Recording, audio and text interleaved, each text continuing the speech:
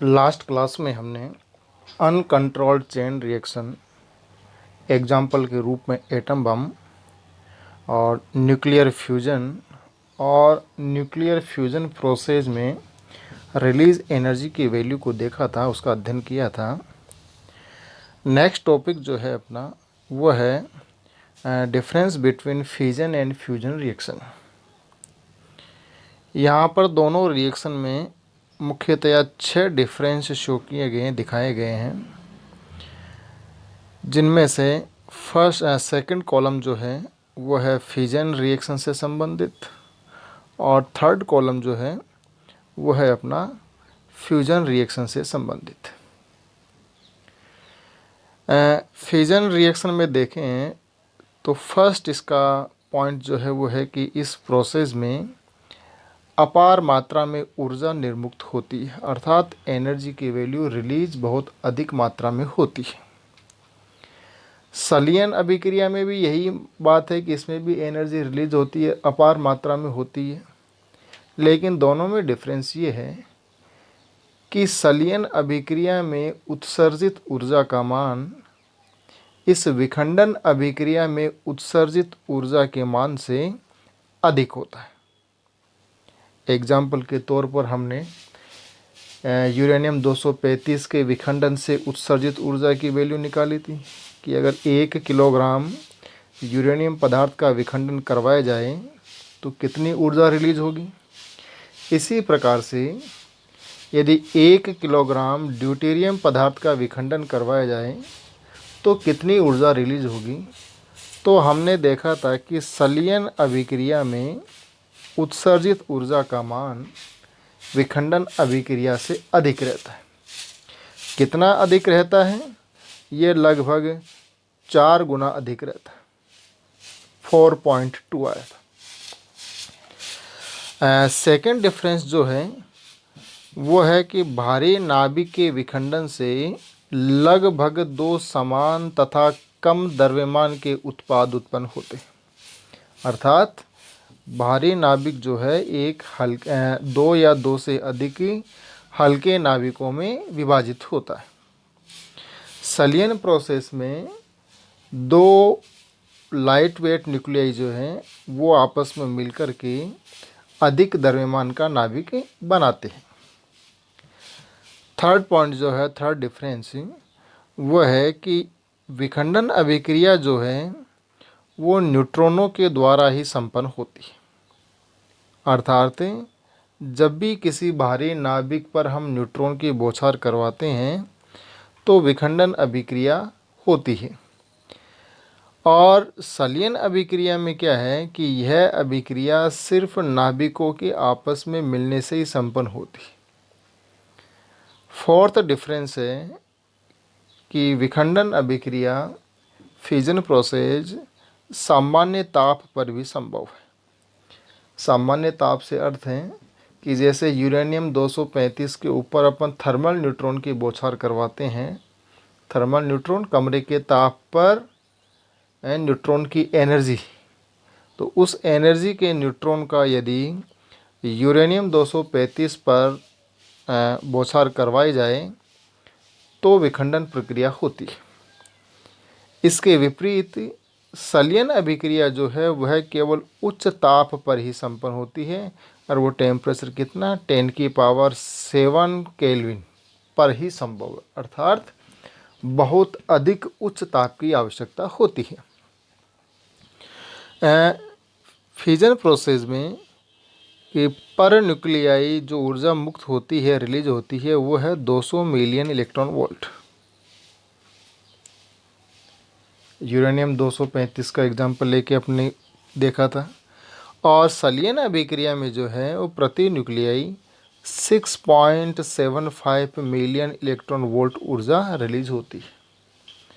अगर यहाँ देखें तो फर्स्ट पॉइंट को देखें तो वहाँ एनर्जी रिलीज की वैल्यू बहुत अधिक थी, और फिफ्थ पॉइंट को देखें तो प्रति न्यूक्लियाई अपोजिट वैल्यू प्राप्त होती है अपने को पॉइंट फर्स्ट से, कि प्रति न्यूक्लियाई तो विखंडन अभिक्रिया में रिलीज एनर्जी की वैल्यू अधिक है, लेकिन अगर पर किलोग्राम की बात करें तो फिर वहाँ पर संलयन अभिक्रिया में उत्सर्जित ऊर्जा का मान अधिक प्राप्त होता है। लास्ट जो डिफरेंस है वो है कि विखंडन जो अभिक्रिया है उसको हम कंट्रोल कर सकते हैं, ये हमारे नियंत्रण में रहती है, जबकि संलयन अभिक्रिया को नियंत्रित अभी तक नहीं किया जा सका। आगे प्रोसेस चल रहे हैं कि इसको भी किस प्रकार से कंट्रोल किया जाए, कैसे नियंत्रण में रखा जाए, लेकिन अभी तक का जो रिसर्च है उसके आधार पर हम यही कह सकते हैं कि अभी तक संलयन अभिक्रिया को नियंत्रित नहीं किया जा सका है। तो ये तो हुआ अपना दोनों प्रकार की अभिक्रियाओं के बीच का डिफरेंस कि विखंडन अभिक्रिया और संलयन अभिक्रिया में क्या अंतर है। नेक्स्ट टॉपिक जो है वो है अपना classification of reactor. Nuclear reactor अपन ने पढ़ा था, उसी के आधार पर या उसी टॉपिक को आगे बढ़ाते हुए कि जो रिएक्टर होते हैं उनका वर्गीकरण किस किस प्रकार से किया जाता है। तो यहाँ पर जो रिएक्टर का क्लासिफिकेशन है वो मुख्यतया 3 प्रकार से किया गया है। पहला जो पार्ट है इसका जो आधार रहा रिएक्टर को अलग रखने का, वो रहा कि रिएक्टर में फ्यूल और मॉडरेटर के मिश्रण के आधार पर कि रिएक्टर में फ्यूल या विखंडनीय पदार्थ और मंदक का मिश्रण किस प्रकार का लिया गया है, उस आधार पर रिएक्टर का क्लासिफिकेशन किया गया। और इन दोनों के मिश्रण के आधार पर हमें 2 प्रकार के रिएक्टर मिलते हैं। एक तो है होमोजीनियस रिएक्टर और दूसरा है हेट्रोजीनियस रिएक्टर। होमोजीनियस रिएक्टर में क्या होगा कि यहाँ पर जो हमने आधार लिया है वो आधार है फ्यूल और मॉडरेटर का। तो होमोजीनियस रिएक्टर में फ्यूल और मॉडरेटर दोनों ही को ही एक होमोजीनियस सॉल्यूशन के रूप में मिश्रित कराकर उपयोग में लाते हैं। ये जो फ्यूल अपना है नाभिकीय विखंडनीय पदार्थ और जो मंदक है, उन दोनों को ही हम एक होमोजीनियस घोल के रूप में मिश्रित करके फिर उपयोग में लाते हैं। और जो हेट्रोजीनियस रिएक्टर था, उस हेट्रोजीनियस रिएक्टर में क्या होता है कि दोनों ही फ्यूल और मॉडरेटर दोनों की स्टेट अलग अलग रहती है। स्टेट से मतलब मेरा ये है कि जो इसमें फ्यूल है उस फ्यूल का तो हम छड़ के रूप में बनाकर इसका एक लेटिस बना लेते हैं जो सॉलिड स्टेट में आ जाती, और फिर हम उसको मॉडरेटर में रख देते हैं जो कि लिक्विड स्टेट का है। अर्थात फ्यूल और मॉडरेटर की स्टेट अलग अलग है, एक सॉलिड है तो एक लिक्विड है, इसलिए इसको हम हेट्रोजीनियस कहते हैं। तो दूसरा जो रिएक्टर हो गया फ्यूल और मॉडरेटर के मिश्रण के आधार पर, वो हो गया हेट्रोजीनियस रिएक्टर, और एक हो गया अपना होमोजीनियस रिएक्टर। उसके बाद में जो रिएक्टर आते हैं, जो क्लासिफिकेशन का आधार रहा, वो आधार रहा कि विखंडन करने वाले न्यूट्रॉन की ऊर्जा के आधार पर, कि विखंडन प्रोसेस में जो हम न्यूट्रॉन काम में ले रहे हैं उन न्यूट्रॉन की ऊर्जा के आधार पर, अब उन न्यूट्रॉन की ऊर्जा के आधार पर न्यूट्रॉन की जो एनर्जी है वो कमरे के ताप पर जो टेम्परेचर है या कमरे के ताप पर जो ऊर्जा है उस ऊर्जा के न्यूट्रॉन हो सकते हैं, या बहुत अधिक एनर्जी के न्यूट्रॉन हो सकते हैं, या न तो कम है न बहुत अधिक है, दोनों के बीच की स्टेट है। तो इस आधार पर अगर हम इन न्यूट्रॉन की ऊर्जा के आधार पर भी रिएक्टर को 3 पार्ट में तोड़ा गया है।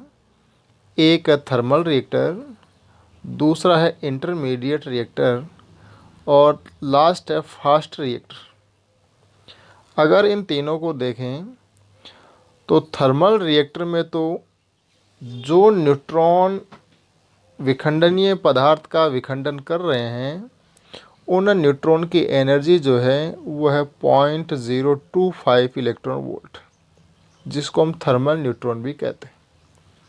कि यदि न्यूट्रॉन की एनर्जी किसी रिएक्टर में 0.025 इलेक्ट्रॉन वोल्ट है तो हम उसको थर्मल रिएक्टर कहेंगे। और यदि एनर्जी की वैल्यू 10 किलो इलेक्ट्रॉन वोल्ट से अधिक होती है तो उस प्रकार के रिएक्टर को हम फास्ट रिएक्टर कहेंगे। और यदि न्यूट्रॉन की एनर्जी 0.025 इलेक्ट्रॉन वोल्ट से तो अधिक है, इससे तो अधिक हो, लेकिन 10 किलो इलेक्ट्रॉन वोल्ट से कम हो, अर्थात इन दोनों के बीच की रेंज में कोई एनर्जी हो न्यूट्रॉन की, तो उस प्रकार के रिएक्टर को हम इंटरमीडिएट रिएक्टर कहते हैं। तो ये तो हुआ अपना सेकंड क्लासिफिकेशन। पहला था अपना नाभिकीय ईंधन एवं मंदक के मिश्रण के आधार पर। दूसरा रहा अपना विखंडन करने वाले न्यूट्रॉन की ऊर्जा के आधार पर। और लास्ट जो है वो है कार्य निष्पादन के आधार पर, कि हमें रिएक्टर को किस कार्य के लिए यूज लेना है, उस कार्य के आधार पर भी रिएक्टरों को अलग अलग पार्ट में तोड़ा गया है। मुख्यतः क्लासिफिकेशन 3 ही है। फर्स्ट ये कि नाभिकीय ईंधन एवं मंदक के मिश्रण के आधार पर। सेकंड, विखंडन करने वाले न्यूट्रॉन की ऊर्जा के आधार पर। और थर्ड है कार्य निष्पादन के आधार पर। अब कार्य निष्पादन के आधार पर क्या कार्य हम कर रहे हैं या क्या कार्य हमें करना है, उसके उपयोग के आधार पर भी इनको अलग अलग पार्ट में तोड़ा गया है। और उनमें जो फर्स्ट पार्ट है वो सबसे पहला है रिसर्च रिएक्टर। सेकंड जो है वो है graphite moderate research reactor. Next जो है वो है वाटर बॉयलर रिएक्टर। नेक्स्ट है swimming pool reactor. Next light water moderated reactor. और इसी का लास्ट है हेवी वाटर मॉडरेटेड रिएक्टर।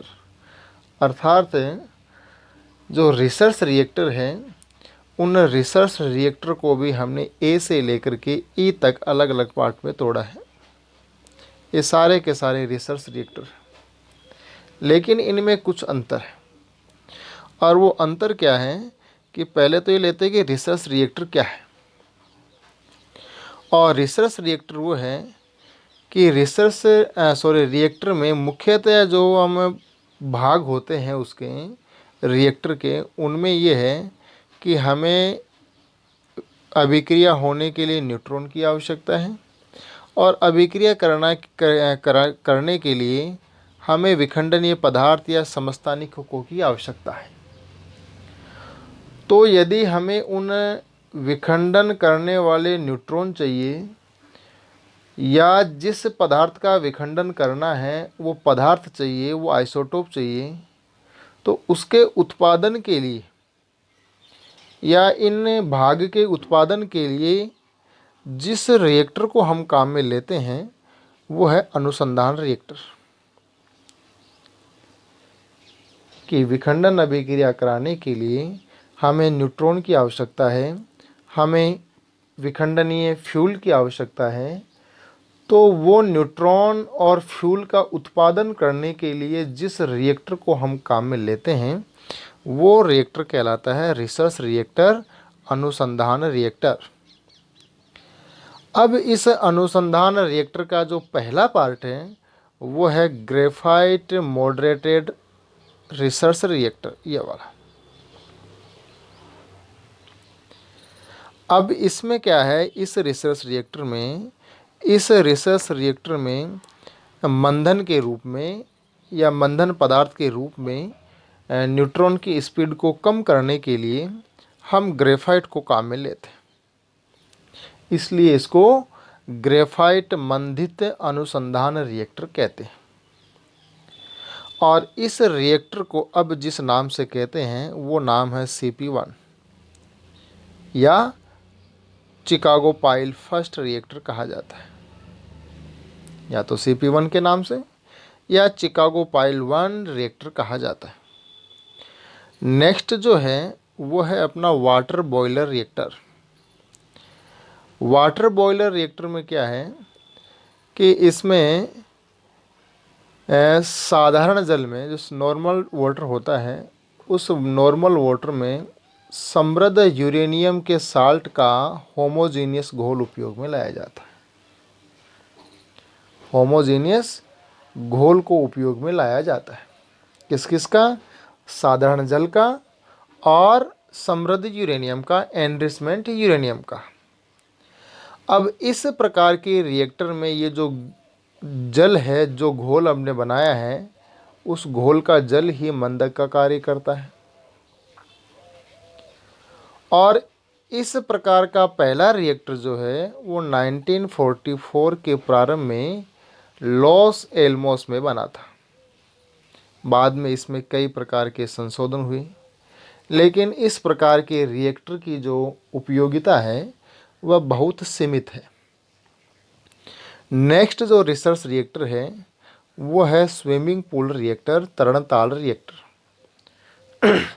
और इस प्रकार के रिएक्टर में क्या करते हैं कि हमने फ्यूल रोड जो है, ईंधन की छड़ें ली हैं, नियंत्रक छड़ें हैं, कंट्रोल रोड और मंदक, इन तीनों को ही, फ्यूल रोड, कंट्रोल रोड और मॉडरेटर को, तीनों को ही बहुत अधिक गहरे पानी में रखा जाता है, गहराई में रखा जाता है।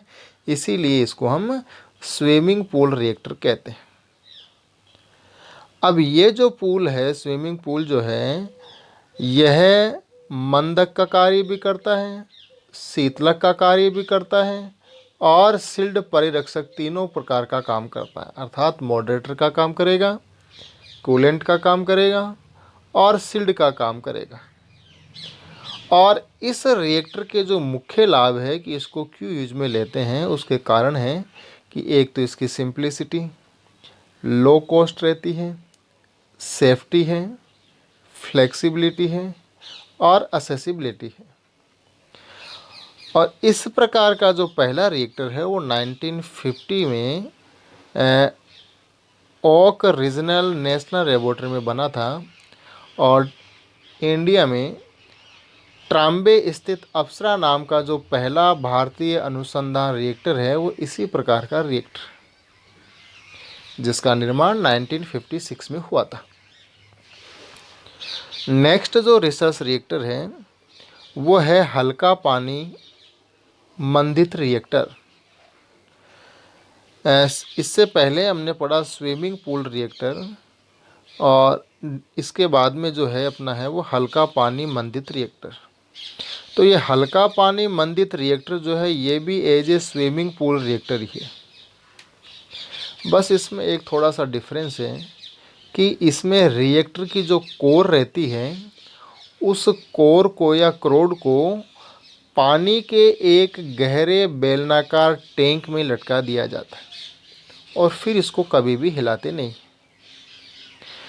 हल्का पानी जो मंदित रिएक्टर है इसको स्विमिंग पूल की तुलना में हम वरीयता देते हैं।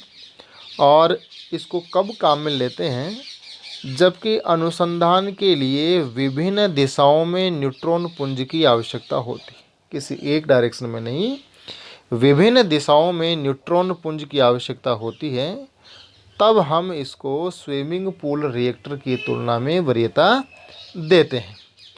और सबसे पहले 1952 में MTR मटेरियल टेस्टिंग रिएक्टर नामक एक हल्का पानी मंदित रिएक्टर बनाया गया था। नेक्स्ट है भारी पानी मंदित रिएक्टर। भारी पानी मंदित रिएक्टर में भारी पानी को मॉडरेटर के रूप में उपयोग में लाया जाता है और ये सबसे पहले 1944 में बनाया था, जिसका आज का नाम जो है वो CP3 या चिकागो पाइल 3 रखा गया है। इसका निर्माण जो है वो ऑर्गन नेशनल लेबोरेटरी में किया गया, लेकिन कनाडा में यूरेनियम बहुत अधिक मात्रा में पाया जाता है, प्रचुर मात्रा में पाया जाता है, इसलिए इसके निर्माण की विशिष्टता जो है आजकल कनाडा ने प्राप्त कर ली है। और वहाँ पर इस प्रकार के रिएक्टर का निर्माण 1945 में हो गया था। नेक्स्ट जो रिएक्टर है अपना वो है प्लूटोनियम उत्पादन रिएक्टर।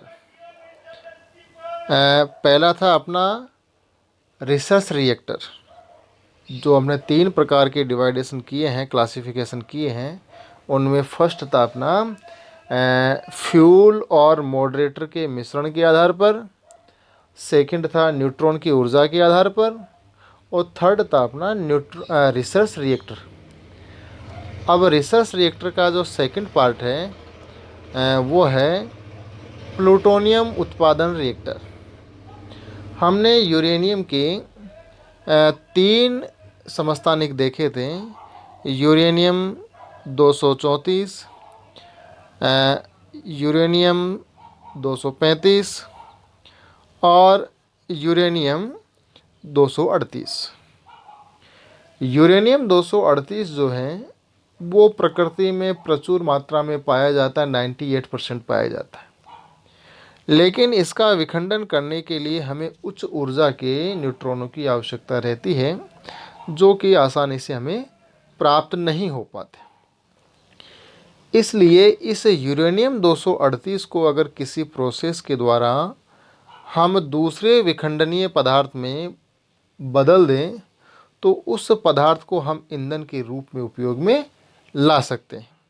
जैसे एग्जाम्पल के तौर पर यूरेनियम 238 को प्रोसेस के द्वारा हमने प्लूटोनियम में कन्वर्ट कर दिया है, और इस प्लूटोनियम का आसानी से कम ऊर्जा के न्यूट्रॉन के द्वारा भी विखंडन कराया जा सकता है। तो ये हो गया प्लूटोनियम उत्पादन रिएक्टर।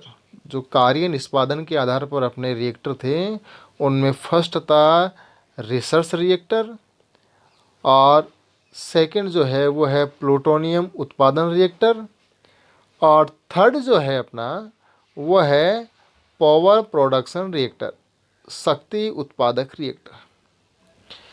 तो इस प्रकार के जो रिएक्टर है उन रिएक्टर को किस काम में लेते हैं कि पावर को प्रोड्यूस करने के लिए।